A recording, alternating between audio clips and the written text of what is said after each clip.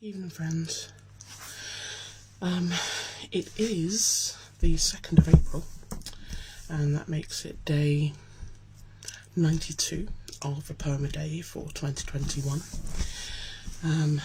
It's creeping on, and I am tired, so I'm going to get straight into it because we've got a 2-page poem today, and it looks like we're sticking with Lewis Carroll, because today's poem is The Mad Gardener's Song by Lewis Carroll.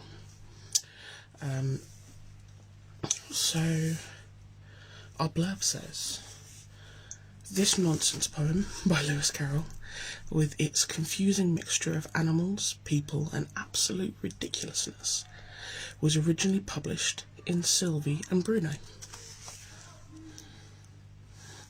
Excuse me. So this is The Mad Gardener's Song. He thought he saw an elephant that practised on a fife. He looked again and found it was a letter from his wife. At length I realise, he said, the bitterness of life. He thought he saw a buffalo upon the chimney piece. He looked again and found it was his sister's husband's niece. Unless you leave this house, he said, I'll send for the police. He thought he saw a rattlesnake that questioned him in Greek. He looked again and found it was the middle of next week. The one thing I regret, he said, is that it cannot speak. He thought he saw a banker's clerk descending from the bus. He looked again and found it was a hippopotamus. If this should stay to dine, he said, there won't be much for us. He thought he saw a kangaroo that worked a coffee mill. He looked again and found it was a vegetable pill. Were I to swallow this, he said, I should be very ill. He thought he saw a coach and four that stood beside his bed. He looked again and found it was a bear without a head. Poor thing, he said, poor silly thing. It's waiting to be fed. He thought he saw an albatross that fluttered round the lamp. He looked again and found it was a penny postage stamp. You'd best be getting home, he said, the nights are very damp. He thought he saw a garden door that opened with a key. He looked again and found it was a double rule of 3.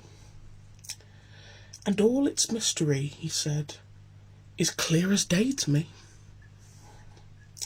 He thought he saw an argument that proved he was the Pope. He looked again and found it was a bar of mottled soap. A fact so dread, he faintly said, extinguishes all hope.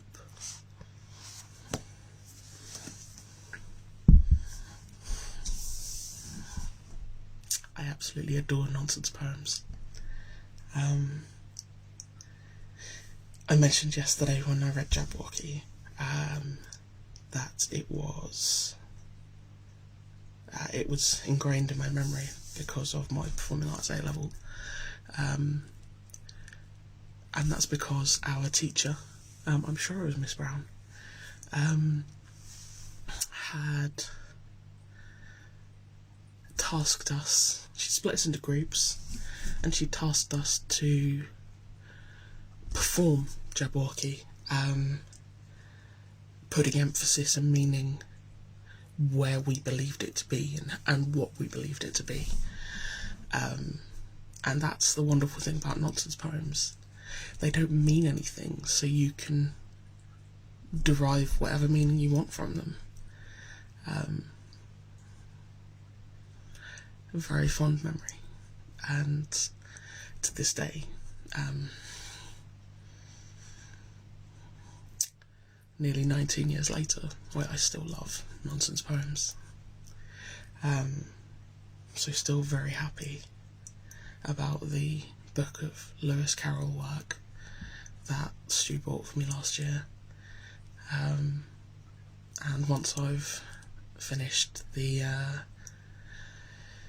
short stories on Saturdays, I might go through some of that, although that is poetry and short stories and other bits and pieces, so I might dip in and out. But yes, that's today's poem done, so I am away to my bed, and please do come back tomorrow. There will be a short story tomorrow, by hook or by crook,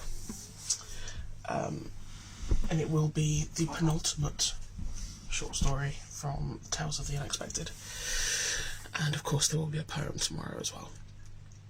So I hope you all have had a wonderful Good Friday, and I hope you have a peaceful evening. I've now got a very noisy tuxedo cat meowing at the door for his bedtime biscuits, so I'm going to go and placate the beast and settle myself down for bed. Sleep tight, friends. I love you all. Good night.